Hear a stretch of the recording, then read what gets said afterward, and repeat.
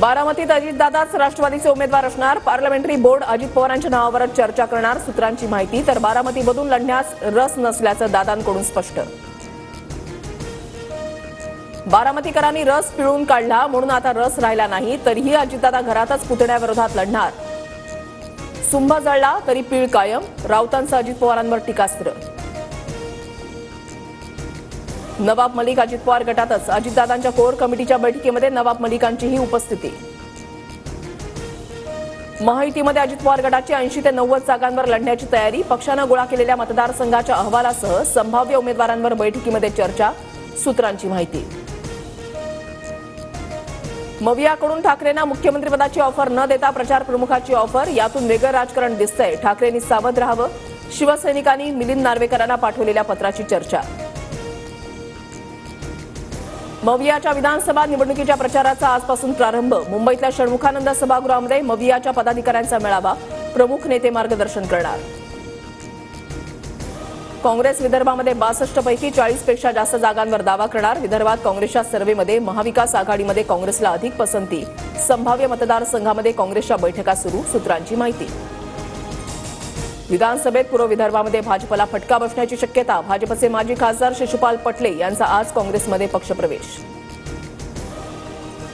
केंद्रीय निवडणूक आयोगाची आज पत्रकार परिषद. जम्मू काश्मीरसह 4 राज्यांमध्ये निवडणुकीच्या तारखा जाहीर होणार. महाराष्ट्र विधानसभा निवडणुकीचा बिगुल वाजणार का, याकडे लक्ष.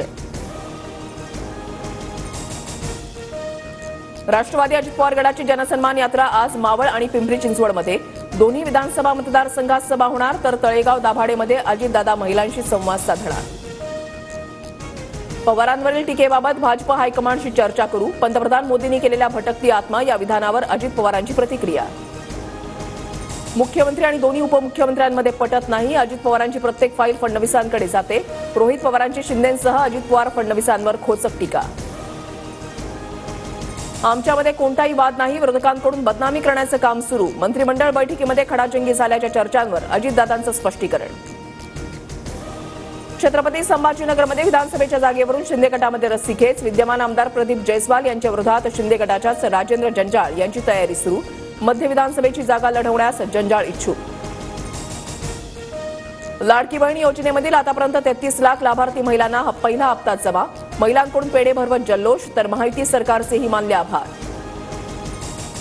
लाडक्या बहिणीचा नाही, निवडणुकीचा प्रचार. सरकारी तिजोरीमधून हप्तेबाजी सुरू. संजय राऊतांचा महायुती सरकारवर हल्लाबोल. लाडकी बहीण योजनेच्या प्रसिद्धीसाठी 199 कोटी खर्च. मतांसाठी महाराष्ट्र विकायला पण कमी करणार नाहीत. वडेट्टीवारांनी जीआर ट्विट करत आकडेवारी मांडली. पुणे शहरामध्ये आज पाणी पुरवठा बंद राहणार. जलवाहिनीच्या दुरुस्तीसाठी अनेक ठिकाणी पाणी येणार नाही. तर उद्या कमी दाबानं पाणी पुरवठा होणार. राज्यामध्ये सर्वत्र पावसाची उघडीप. ऑगस्टपासून पावसानं विश्रांती घेतल्यामुळे पुन्हा एकदा उकाडा वाढला. पुढील काही दिवसांमध्ये मुंबई, ठाणे, पालघरमधील काही भागात हलक्या सरींची शक्यता.